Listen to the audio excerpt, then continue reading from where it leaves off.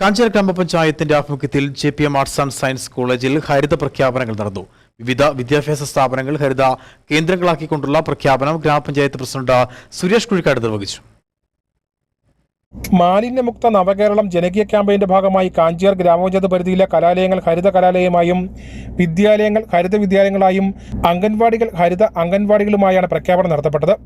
ഗ്രാമപഞ്ചായത്ത് അസിസ്റ്റന്റ് സെക്രട്ടറിയുടെ നേതൃത്വത്തിലുള്ള സ്ക്വാഡ് കലാലയങ്ങളിലും വിദ്യാലയങ്ങളിലും അംഗൻവാടികളിലും പരിശോധന നടത്തുകയും A+, AB എന്നീ ഗ്രേഡുകൾ നൽകുകയും B ഗ്രേഡ് നേടിയ സ്ഥാപനങ്ങൾക്ക് 10 ദിവസം സമയം അനുവദിച്ചു നൽകുകയും പോരായ്മകൾ പരിഹരിച്ച് A ഗ്രേഡിലേക്ക് എത്തുന്നതിന് സമയം അനുവദിക്കുകയും ചെയ്തു.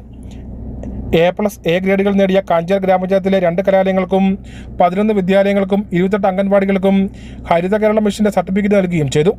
ഗ്രാമപഞ്ചായത്ത് പ്രസിഡന്റ് സുരേഷ് കുഴിക്കാട്ടിൽ പ്രഖ്യാപനം നടത്തി.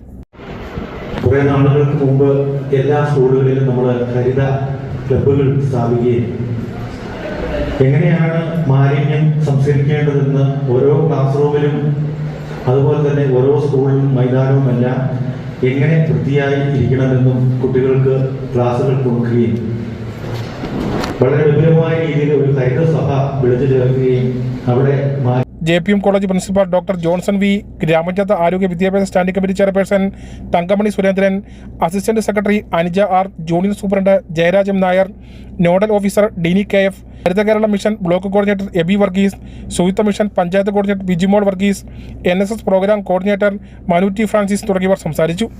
News bureau, Kattappana.